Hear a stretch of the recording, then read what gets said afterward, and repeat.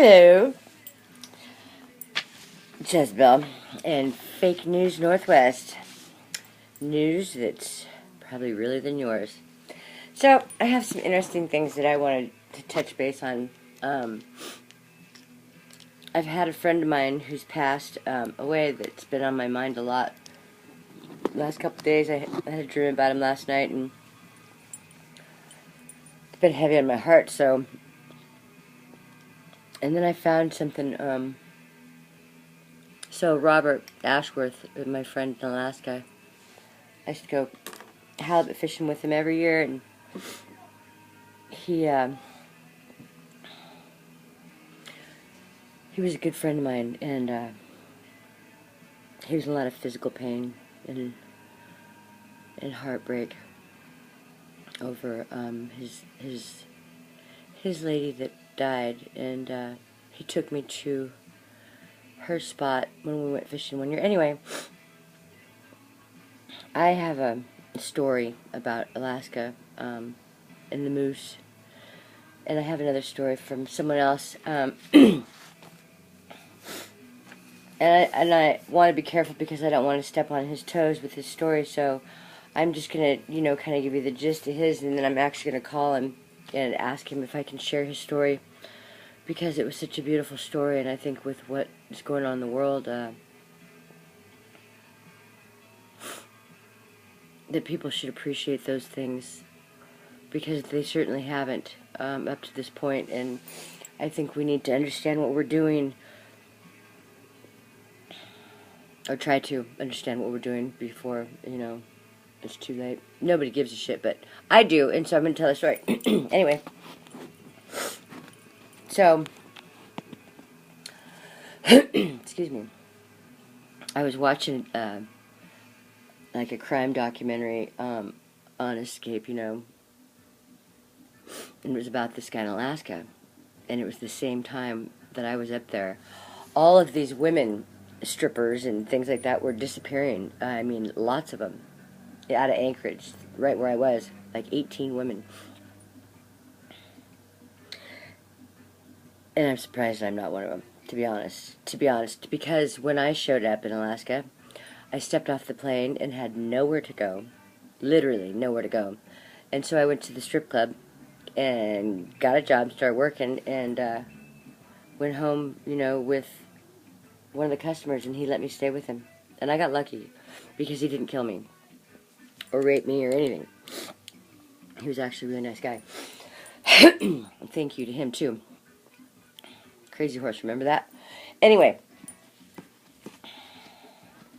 I was so very lucky that I didn't end up a statistic from that guy, Robert, whatever his name was. Anyway, I think my hero's name was Gary, so... there's that. Any hoop and slappy. Before I came back to the lower 48, I had come home from, one of the bars, and I had a Cobb salad with ranch dressing on it in a to-go box. And when we pulled up into the driveway, there was a bull, a calf moose and a mama moose, it's a cow moose. So, in my front yard, and my boyfriend jumped out of the car and ran up to the front door and, unlocked it as fast as he could. Well, I kind of got out a little bit slower, and I was, just in awe of these amazing creatures. They're so big. Anyway, they're not afraid of us either, by the way. So I very slowly opened up the top of that box and just set it down real slow, and she had her face in it the whole time, and I just put it down real slow and backed up. Well, she ate that whole salad, needless to say. And that was the most amazing thing, as close as I've ever been to a moose, and anyway, it was amazing. So that's my story. And this Robert Packard has an amazing story. I don't know if it's true. Oh, I didn't read the back of it yet.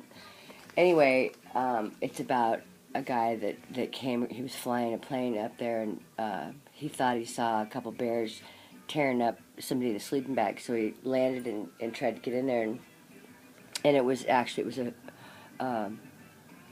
cow moose having a baby calf, and a bear was tearing it up, and but the baby was still alive. And so anyway, he saw that the baby was coming out wrong, and so he tied a rope to it and pulled it out, and dried it off with some grass, and it sewed up the mama's tit, and so he could feed, and basically saved its life. And then years later, he'd never seen the moose again, but it turned out to be an albino. Anyway, it's a really good story because years later he fell into this ice hole when he was fishing, and I'm sure he would have died. He got out of the hole, but he was so cold he couldn't ride a snowmobile back to the lodge or whatever. And that baby albino moose snuggled up with him while he was freezing to death and dying probably, and saved his life and laid with him because he could remember his smell. And I believe that. I believe that we are so much more connected to this animal world. We need them. We need them so much more than...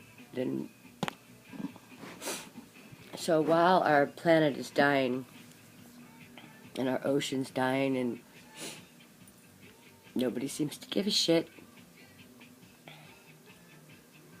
we're losing all of that. We're losing that connection to the planet, to the creatures on the planet, who are, as far as I'm concerned, better than we are. Anyway. A couple other things I want to point on, because I just think that, excuse me.